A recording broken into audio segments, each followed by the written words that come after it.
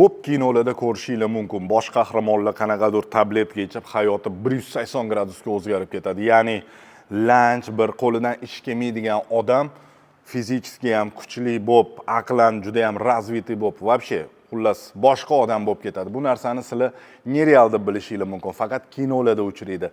Ha, bunaqa tabletkalar kinolarda uchrashi mumkin, lekin hayotda buni yo'li bor va buni yo'li silovoy og'ir trenirovkalarda. Trenajyor zallarida og'ir trenirovka qilish, ya'ni temirlar bilan, toshlar bilan deymiz-ku, o'shalar bilan ishlash hayotinglarni, ruhiyatinglarni, stressga ustойчивый bo'lishinglarni, gormonalniy foninglarni, xullas hayotinglarni butkul o'zgartiradi. Va buni sizlar bilan poetapni hozir ko'rib chiqamiz. Xo'p, bugungi videoyimizda birinchidan trenirovka miyaga qanaqa ta'sir qiladi? Ikkinchidan trenirovka va depressiya orasidagi aloqa. Uchinchidan kardio va silovoy trenirovkalar qaysi biri foydaliroq? To'rtinchidan trenirovka oldidan topshiriladigan analizlar haqida. Beshinchidan silovoy trenirovka travmadan qanday sizlarni himoya qila oladi?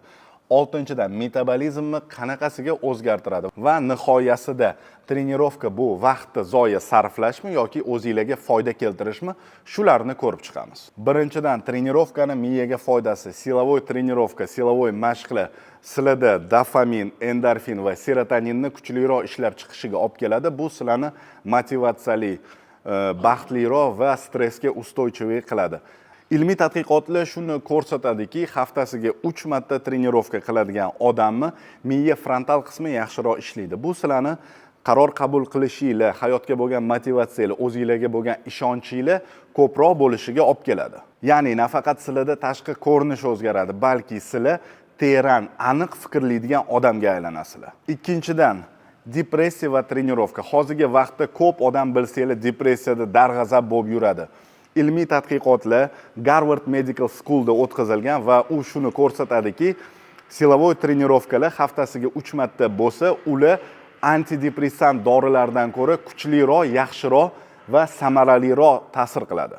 Bundan xulosa qilishimiz mumkin, trenirovkalar nafaqat sizlarni jismoniy baquvvat qiladi, balki ruhan teran fikrlaydigan insonga aylantiradi. Uchinchidan, trenirovkani boshlamoqchisiz, lekin siz bilasiz, ikki xil trenirovka bor. Kardio va silovoy. Va siz qaysi trenirovkani boshlashni bilmayapsiz. Keling, buni hozir batafsil ko'rib chiqamiz. Kardio trenirovkaga keladigan bo'lsak, u yurak faoliyati bilan nafas olish tizimini yaxshilaydi. Lekin uni oshirib yuborsanglar, defitsit kaloriyaga tushsanglar, sizlar prosta tak mishsanglarni yemirib olishingiz mumkin. Silovoy trenirovkaga keladigan bo'lsak, og'ir trenirovkalar gormonal fonimizning yaxshi yurishiga, kayfiyatimizni zo'r bo'lishiga va albatta jismoniy bizni o'zgarishimizga olib keladi. Shundan kelib chiqyapti, agar sizlar sog'lom hayotni tanladinglarmi, unda kardio va silovoy trenirovkani uyg'unlashtirib qilsanglar zo'r bo'ladi. Ya'ni 80% silovoy trenirovka desak, qolgan 20% da kardio trenirovkalardan foydalansanglar, nur ustiga a'lo nur. Deyarli 100% trenirovkani boshlayotgan odamlarda bitta xato, ular trenirovkani boshlashdan oldin analizlar topshirishmaydi. Analiz nimaga kerak? O'zingizlarni organizminglarni o'rganib olish uchun. Qanaqa analizlar, qay payt qanaqa topshirilishini hozir sizlar bilan uni ham batafsil ko'rib chiqamiz. Xo'p, ko'rib chiqamiz. Tak, ferritin, temir moddasi. Agar sizlarning organizmingizda temir moddasi past bo'lsa, bu tez charchab qolishga olib keladi. Ikkinchidan, testosteron. Testosteron bilamizki, bu erkaklar gormoni, ya'ni sizlarda testosteroninglar normadan past bo'lsa, mushaklar, mishsanglarning rivojlanishiga, o'sishiga to'g'ridan-to'g'ri xalaqit qiladi. Uchinchidan, vitamin D3 va B12 metabolizm va nerv sistemasiga javob beradigan gormonlarimiz bo'ladi. Bularni ham albatta ko'rib chiqish kerak. Shularni hammasini topshirib, hammasi norma holatda bo'lsa, trenirovkani boshlasanglar, o'zingizlarga yaxshiroq bo'ladi va tezroq samara ko'rasizlar. Silovoy trenirovka, og'ir trenirovka va jarohatlar, ya'ni travma olib qolishlarga keladigan bo'lsak, ko'pchilik sportni boshlayotgan ukalarimizga ota-onaligi qarshi bo'ladi. Sen travma olib qolasan, jarohat olasan, grija bo'lib qolasan deyishadi.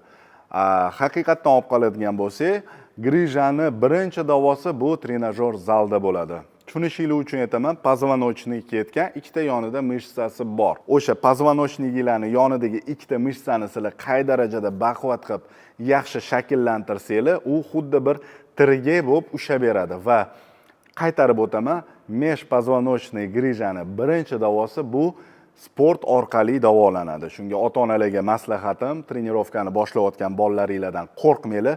Misol uchun Britaniya sport meditsinasini tadqiqotiga ko'ra, og'ir trenirovka qilgan odamlar umuman trenirovka qilmagan odamlarga qaraganda 40% ga kamroq jarohat olishadi. Ya'ni buni logikasi juda ham oddiy. Qancha ko'p trenirovka qilib mishsalaring rivojlangan bo'lsa, shuncha kamroq jarohat olasan. Silovoy og'ir trenirovkalar va metabolizm. Ko'pchilik adashib faqatgina kardio qilsam vес tashiyman yoki faqatgina to'g'ri ovqatlansam vес tashiyman deb o'ylaydi.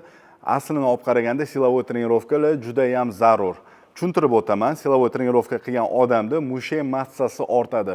Katta mushak massa oddiy holatda ham, uxlayotgan holatingizda ham ko'p kaloriya sarf qiladi. Bu xuddi Matiz bilan Taxoni solishtirgandek gap. Ko'proq yoqilg'i yonadi. Shundan kelib chiqyaptiki, metabolizm tezroq bo'ladi va ozishingizga silovoy trenirovka to'g'ridan-to'g'ri sizlarga yordam beradi. Yuqorida gapirganimga qo'shimcha tariqasida tushunarliroq qilib aytib o'taman. 1 kilo taniladigan yog'dan ko'ra 1 kilo taniladigan mishsa 3 baravariga ko'proq energiya sarflaydi. Ya'ni sizlarda mishsa qancha ko'p bo'lsa, uyda oddiy divanda o'tirganingizda ham kaloriyani 3 baravariga ko'proq yoqishni boshlaysizlar. Bu metabolizmingizni oshiradi. Xo'p, oxirgisi trenirovka vaqti bekorga sarflashmi?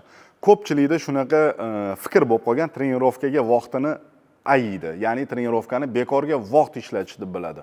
Sizlarga tushuntiribroq aytadigan bo'lsam, bu sizlarni sog'lig'ingizga, o'zingizga bo'layotgan investitsiya. Sizlar mashinanglarni yangilaysizlar, telefoninglarni yaxshilaysizlar, lekin organizmingizga unchalik ahamiyat bermaysizlar. Trenirovka sog'lig'ingizga birinchi va eng katta investitsiya bo'ladi.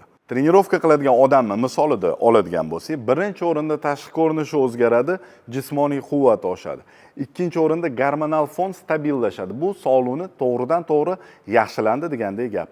Uchinchi o'rinda o'ziga bo'lgan ishonch oshadi. Shu uchalovini bitta qilib oladigan bo'lsak, hayot sifati 2x ga yaxshiroq bo'ladi. Shundan kelib chiqyaptiki, silovoy trenirovkalar nafaqat bizani tashqi ko'rinishimizni, balki sog'lig'imizni va shaxs sifatida yaxshi rivojlanishimizni olib keladi. Agar videomiz sizlarga yoqqan bo'lsa, like bosib obuna bo'lib qo'yinglar va kommentariyada обязательно yozib ketinglar. Keyingi videoda qaysi mavzularni yoritsak sizlarga qiziqarli bo'lardi. Mani Instagram va Telegram sahifalarimda ham bundan ham qiziqroq ma'lumotlar bor. Opisaniyada u yoqqa silkalar qoldiraman. Bemalol o'tib, obuna bo'linglar. To'g'ri ovqatlanish, to'g'ri trenirovka qilish, вообще sport sohasida va sog'lom hayotda o'zingizlarni ilminglarni oshirish maqsadida bo'lsanglar, men bilan birga qolinglar.